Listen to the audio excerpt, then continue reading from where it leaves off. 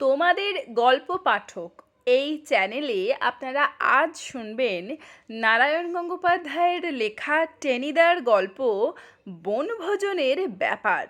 অন্যতম গুরুত্বপূর্ণ কথা সাহিত্যিক নারায়ণ গঙ্গোপাধ্যায় কেবলমাত্র একজন লেখকই ছিলেন না, তিনি ছিলেন আমাদের ছোটবেলার একজন অবিচ্ছেদ্য অংশ এবং তার হাস্যরসাত্মক গল্পগুলো আজও বিভিন্ন বয়সী মানুষদেরকে সমানভাবে আনন্দ দেয়।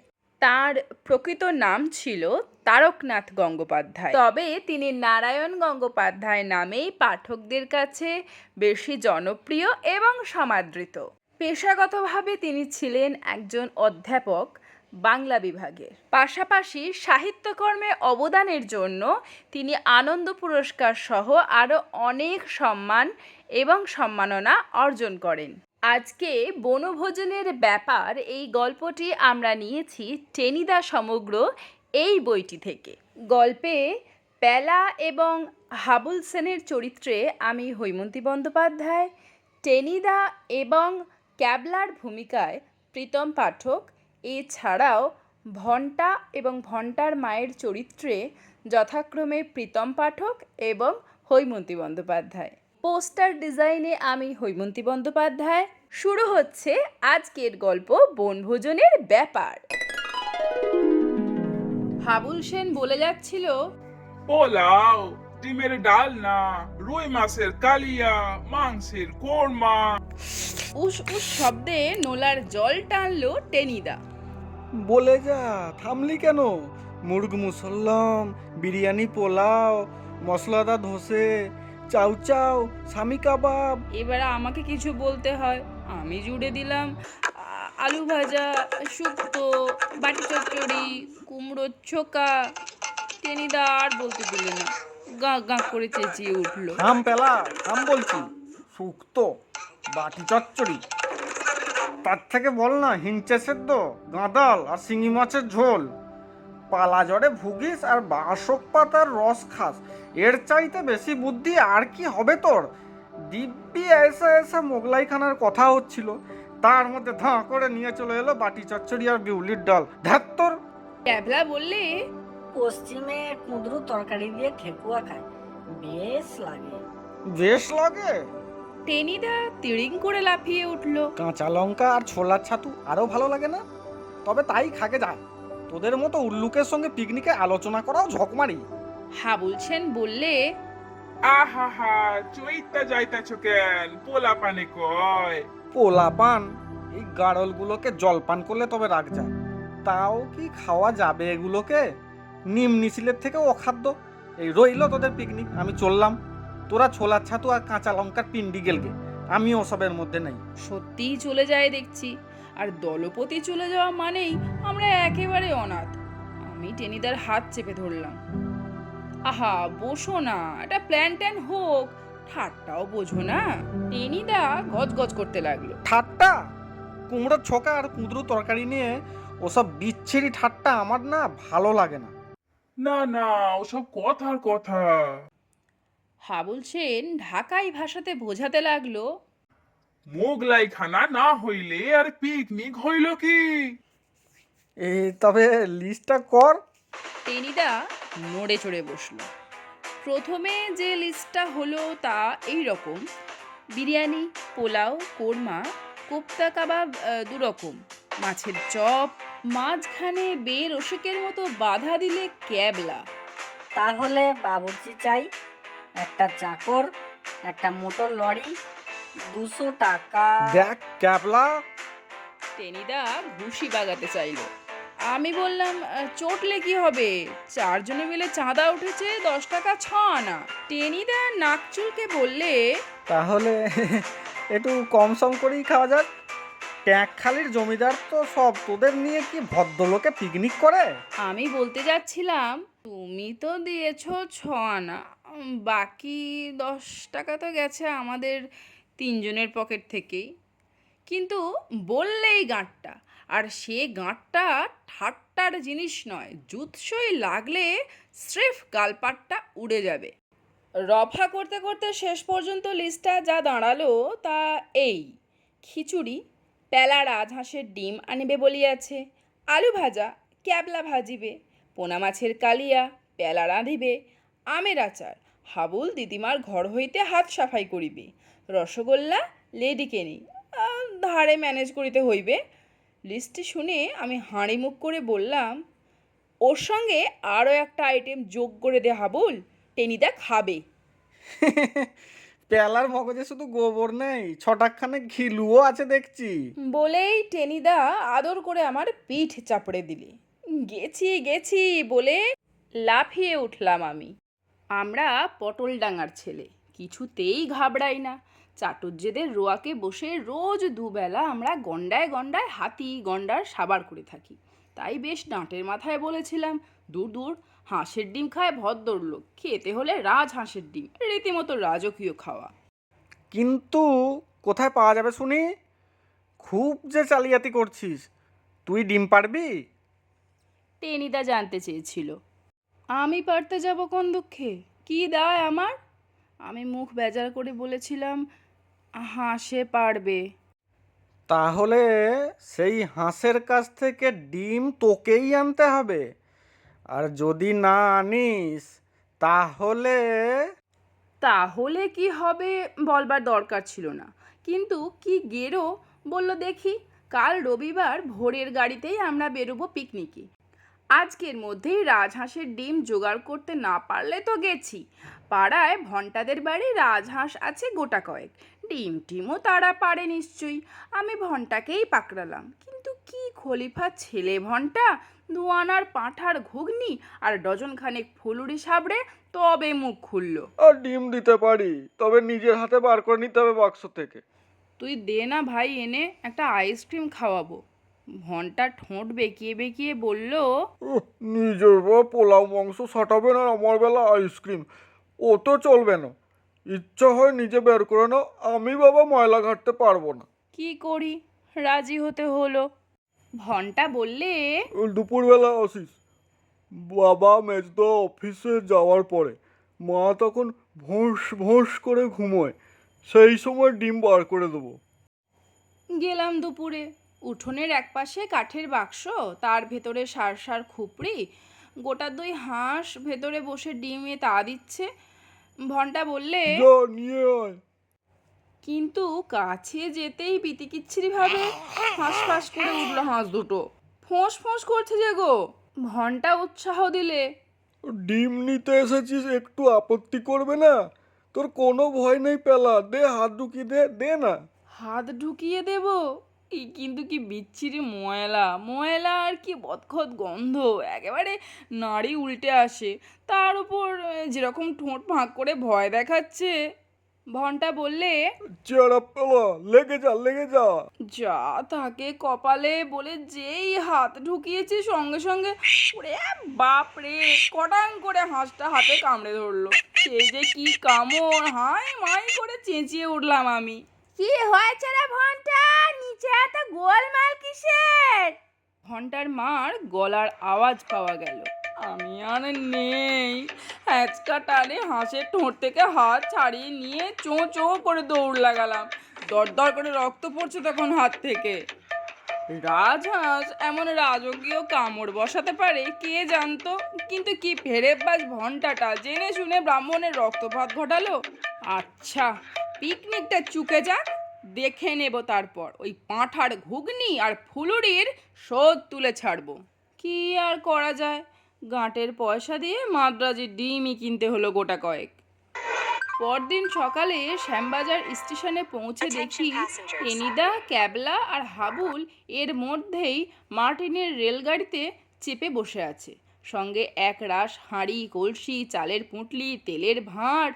গাড়িতে গিয়ে উঠতে দেখি টেনিদা হাঁক ছাড়লো। এনেছিস রাজহাঁসের ডিম? দুর্গা নাম করতে করতে পুঁটুলি খুলে দেখালাম। এর নাম রাজহাঁসের ডিম? ইয়ার কি পেয়েছিস? টেনিদা গাঁটটা বাগালো। আমি গাড়ির দরজার দিকে সরে গেলাম। ইয়ে মানে ওই ছোট রাজহাঁস কি না? ছোট রাজহাঁস? ছোট রাজহাঁস কি পেয়েছিস আমাকে শুনি, পাগল না পেট খারাপ? হাবুল সেন বললে, সারান দাও, ডিম তো আনছে। টেনিদা গর্জন করে বললে, ডিম এনেছে না কচু? এই তোকে বলে রাখছি পেলা, ডিমের ডালনা থেকে তোর নাম কেটে দিলাম। এক টুকরো আলু পর্যন্ত নয়, একটু ঝোলও দেবো না। মন খারাপ করে আমি বসে রইলাম। ডিমের ডালনা আমি ভীষণ ভালোবাসি, তার থেকেই আমার নাম বাদ দেওয়া হচ্ছে। আচ্ছা বেশ, খেও তোমরা। এমন নজর দেব, পেট ফুলে ঢোল হয়ে যাবে তোমাদের। পি করে বাঁশি বাজলো, নড়ে উঠলো মার্টিনের রেল। তারপর ফোঁস ফোঁস ঠস ঠস করে এর রান্নাঘর ওর ভাড়ার ঘরের পাশ দিয়ে গাড়ি চলল। টেনিদা বললে, বাগুইহাটি ছাড়িয়ে আরও 4টে স্টেশন, তার মানে প্রায় 1 ঘন্টার মামলা। লেডিকেনির হাঁড়িটা বের কর ক্যাবলা। ক্যাবলা বললে, এক্ষুনি? কেন? তাহলে পৌঁছাবার আগেই যে সাফ হয়ে যাবে। টেনিদা বললে, সাফ হবে কেন রে, 2-1টা চেখে দেখবো শুধু। আমার বাবা আবার ট্রেনে চাপলি খিদে পায়, এই 1 ঘন্টা ধরে শুধু শুধু বসে থাকতে পারবো না আমি। বের কর বের কর বের কর, হাঁড়িটা বের কর চটপট। হাঁড়ি চটপটে বেরোলো, মানে বেরোতেই হলো তাকে। তারপর মার্টিনের রেলের চলার তালে তালে ঝটপট করে সাবার হয়ে চলল। আমি, ক্যাবলা আর হাবুল সেন জুলজুল করে শুধু তাকিয়েই রইলাম। একটা লেডিকে নিয়ে চেখে দেখতেও আমরা যে ভালোবাসি, সে কথা আর মুখ ফুটে বলাই গেল না। স্টেশন থেকে নেমে প্রায় মাইলখানেক হাঁটবার পরে ক্যাবলার মামার বাড়ি। কাঁচা রাস্তা, এঁটেল মাটি, তার ওপর কাল রাতে এক পশলা বৃষ্টি হয়ে গেছে আবার। আগে থেকেই রসগোল্লার হাঁড়িটা বাগিয়ে নিলে টেনিদা। এটা আমি নিচ্ছি, বাকি মোটঘাটগুলো বরঞ্চ তোরা নে। এই রসগোল্লাটা বরং আমি নিচ্ছি, তুমি চালের পোটলাটা নাও না টেনিদা। লেডিকেনির পরিণামটা ভেবে আমি বলতে চেষ্টা করলাম। টেনিদা চোখ পাকালো। খবরদার পেলা, ওই সব মতলব তুই ছেড়ে দে। টুপটাপ করে 2-4টে গালে ফেলার বুদ্ধি, তাই না বাবা? চালাকি ন চলিস সতী। দীর্ঘশ্বাস ফেলে গাঁটরি বোঁচকা কাঁধে ফেলে আমরা তিনজনই এগোলাম, কিন্তু 3 পাও যেতে হলো না, তার আগে তাঁর কপাল তিনি একখানা রাম আছাড় খেলো হাবুল। টেনিদা চেঁচিয়ে উঠে বলল, এই খেয়েছে রে কচু পোড়া, তোল তোল। সারা গায়ে কাদা মেখে হাবুল উঠে দাঁড়ালো। হাতের ডিমের পুঁটলিটা তখন কু করে এতটুকু, হলদে রস গড়াচ্ছে তা থেকে। ক্যাবলা বলল, ডিমের ডালনার 12টা বেজে গেল। তা গেল। করুণ চোখে আমরা তাকিয়ে রইলাম সেই দিকে। ইস, এত কষ্টের ডিম, ওরই জন্যে রাজহাঁসের কামড় পর্যন্ত খেতে হয়েছে। টেনিদা হুঙ্কার দিয়ে উঠল, দিলে দিলে সব পণ্ড করে। এই ঢাকায় বাঙালটাকে সঙ্গে এনেই ভুল হয়েছে, পিটিয়ে ঢাকায় পরোটা করলে তবে রাগ যায় আমার। আমি বলতে যাচ্ছিলাম হাবুল 4 টাকা চাঁদা দিয়েছে, কিন্তু তার আগেই কি যেন একটা হয়ে গেল। হঠাৎ মনে হলো আমার পা দুটো মাটি ছেড়ে শ করে শূন্যে উড়ে গেল।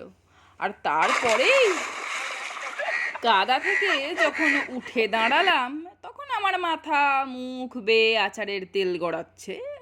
ওই অবস্থাতেই চেটে দেখলাম একটুখানি, বেশ ঝালঝাল টকটক বেড়ে আচারটা করেছিল হাবুলের দিদিমা। ক্যাবলা আবার ঘোষণা করলে, আমের আচারের 1টা বেজে গেল। টেনিদা খেপে গেল। খেপে গিয়ে বললে, চুপ কর বলছি ক্যাবলা, নাহলে এক চড়ে গালের বোম্বা উড়িয়ে দে। কিন্তু তার আগে টেনিদার বোম্বা উড়লো, মানে স্রেফ লম্বা হয়ে গেল কাদায়। 7 হাত দূরে ছিটকে গেল রসগোল্লার হাঁড়ি। ধবধবে সাদা রসগোল্লাগুলো পাশের কাদা ভরা খানায় গিয়ে পড়ে একেবারে নেবুর আচার। ক্যাবলা বললে, রসগোল্লার 2টো বেজে গেল। এবার আর টেনিদা একটা কথাও বললে না। বলবার ছিলই বাকি, রসগোল্লা শোকিয়ে বুক ভাঙা দীর্ঘশ্বাস ফেলতে ফেলতে চারজনে পথ চলতে লাগলাম আমরা। টেনিদা তবু লেডিকেনিগুলো সাবার করেছিল, কিন্তু আমাদের সান্ত্বনা কোথায়? অমন স্পঞ্জ রসগোল্লাগুলো। 5 মিনিট পরে টেনিদাই কথা কইল। তবু পোনা মাছগুলো আছে, কি বলিস? খিচুড়ির সঙ্গে মাছের কালিয়া আর আলু ভাজা নেহাত মন্দ হবে না, হ্যাঁ? হাবুল বললে, হ হ, ওই সাই ভালো। বেশি খাইলে পেট গরম হইব, গুরুপাক না খাওয়াই ভালো। ক্যাবলা মিটমিট করে হাসলো। শিয়াল বলেছিল দ্রাক্ষা ফল অতিশয় খাট্টা। ক্যাবলা ছেলেবেলায় পশ্চিমে ছিল, তাই দু একটা হিন্দি শব্দ বেরিয়ে পড়ে মুখ দিয়ে। টেনিদা বললে, খাট্টা? বেশি পাঁঠামি করবি তো চাঁটটা বসিয়ে দেবো। ক্যাবলা ভয়েস পিকটি নট। আমি তখনও নাকের পাশ দিয়ে ঝালঝাল টকটক তেল চাটছি। হঠাৎ বুক পকেটটা কেমন ভিজে ভিজে মনে হলো।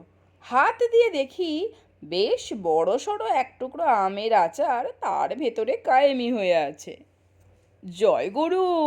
এদিক ওদিক তাকিয়ে টপ করে সেটা তুলে নিয়ে মুখে পুরে দিলাম। সত্যি হাবুলের দিদিমা বেড়ে আচারখানা করেছিল, আরও গোটা কয়েক যদি ঢুকতো পকেটে। বাগান বাড়িতে পৌঁছলাম আরও 15 মিনিট পরে। চারিদিকে সুপারি আর নারকেলের বাগান, একটা পানা ভর্তি পুকুর, মাঝখানে একতলা বাড়িটা, কিন্তু ঘরে চাবি বন্ধ। মালিটা কোথায় কেটে পড়েছে কে জানে। টেনিদা বললে, কুছ পরোয়া নেই, চুলাই যাক মালি। বলং বলং বাহু বলং, নিজেরাই রান্না করব, উনুন খুঁড়ব, খড়ি কুড়ব। মালি বেটা থাকলেই তো ভাগ দিতে হতো। যা হাবুল, ইট কুড়িয়ান, উনুন করতে হবে। পেলা কাঠ কুড়িয়ে নিয়ে আয়, ক্যাবলাকেও সঙ্গে করে নিয়ে যা। আমি ফস করে জিজ্ঞেস করে ফেললাম, আর তুমি?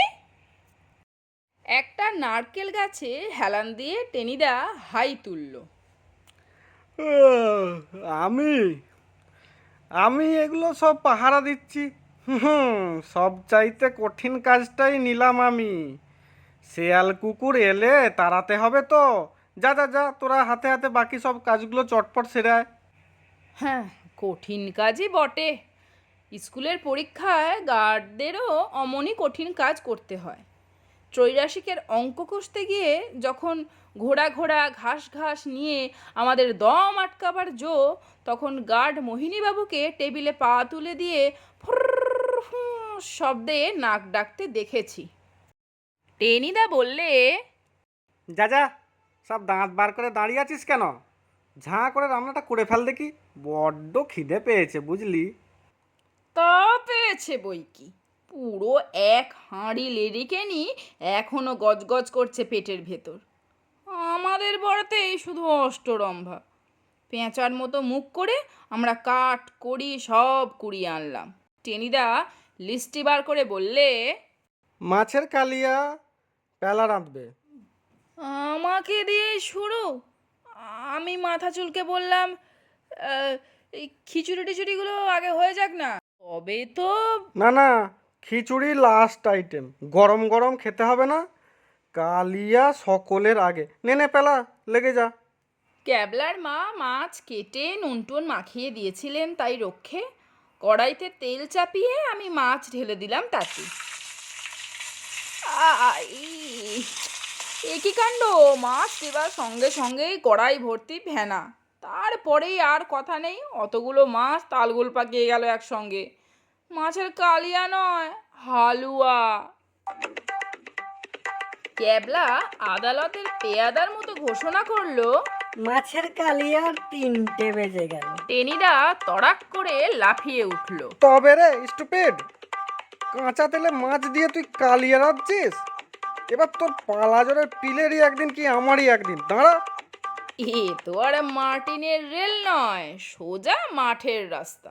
আমার কান পাকড়াবার জন্য টেনিদার হাতটা এগিয়ে আসার আগেই আমি হাওয়া, একেবারে পাঞ্জাব মেলে স্পিডে। টেনিদা চেঁচিয়ে বললে, খিচুড়ির লিস্ট থেকে পেলার নাম কাটা গেল। তা যাক, কপালে আজ হরিমটর আছে সে তো গোড়াতেই বুঝতে পেরেছি। গোমড়া মুখে একটা আমড়াতলা এসে ঘাপটি মেরে বসে রইলাম। বসে বসে কাঠ পিঁপড়ে দেখছি, হঠাৎ গুটি গুটি পায়ে হাবুল আর ক্যাবলা এসে হাজির। কিরে, তোরাও? ক্যাবলা বেজার মুখে বললে, হুঁ, খিচুড়ি টেনিদা নিজেই রাঁধবে, আমাদের পাঠালো আরো খড়ি আনতে। আর সেই মুহূর্তেই হাবুল সেনের আবিষ্কার, একেবারে কলম্বাসের আবিষ্কার যাকে বলে। এই এই পেলা, দেখছস ওই গাছটায় কিরম জলপাই পাকছে? আর বলতে হলো না, আমাদের তিনজনের পেটেই তখন খিদে ইঁদুর লাফাচ্ছে। জলপাই জলপাই তাই সই। সঙ্গে সঙ্গে আমরা গাছে উঠে পড়লাম। আহা হা হা, টক টক মিঠে মিঠে জলপাই, যেন অমৃত। হাবুলের খেয়াল হলো প্রায় ঘন্টাখানেক পরে। এই টেনিদার খিচুড়ি কি হইল? ঠিক কথা, খিচুড়ি তো এতক্ষণে হয়ে যাওয়া উচিত। তড়াক করে গাছ থেকে নেমে পড়লো ওরা।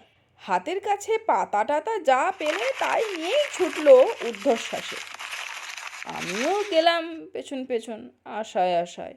মুখে যাই বলুক, এক হাতা খিচুড়িও কি দেবে না আমাকে? প্রাণ কি এত পাষাণ হবে টেনিদার? কিন্তু খানিক দূর এগিয়ে আমরা তিনজনেই থমকে দাঁড়ালাম, একেবারে মন্ত্রমুগ্ধ। টেনিদা সেই নারকেল গাছটায় হেলান দিয়ে ঘুমোচ্ছে আর মাঝে মাঝে বলছে, দে দে কেবলা, পিঠটা একটু চুলকে দে। পিঠ চুলকে দিচ্ছে সন্দেহ কি, কিন্তু সে ক্যাবলা নয়, একটা গোদা বানর। আর চার পাঁচটা গোল হয়ে বসেছে টেনিদার চারদিকে। কয়েকটা তো মুঠো মুঠো চাল ডাল মুখে পুড়ছে, একটা আলু সাবার করছে, আর আস্তে আস্তে টেনিদার পিঠ চুলকে দিচ্ছে। আরামে হাঁ করে ঘুমোচ্ছে টেনিদা, থেকে থেকে বলছে, দে দে কেবলা, একটু ভালো করে চুলকে দে। এবার আমরা তিনজনেই গলা ফাটিয়ে চেঁচিয়ে উঠলাম, টেনিদা, ওই দেখো বাঁদর, দিদি, বাঁদর। টেনিদা টেনিদা, বাঁদর বাঁদর বাঁদর হ্যাঁ, কি আমি বাঁদর? বলেই টেনিদা হাঁ বাবারে, করে বাবারে, সোজা হয়ে বাবারে। বসলো।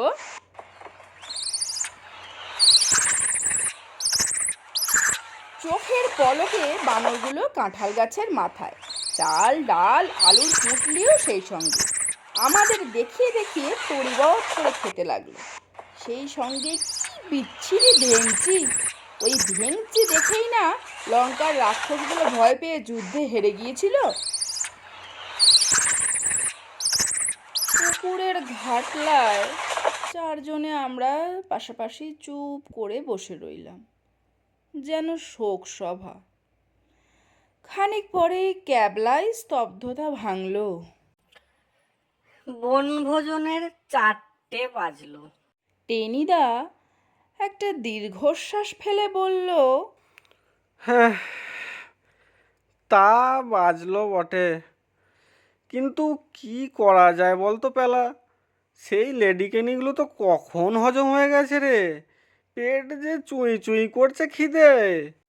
অগত্যা আমি বললাম, বাগানে একটা গাছে জলপাই পেকেছে টেনিদা। জলপাই?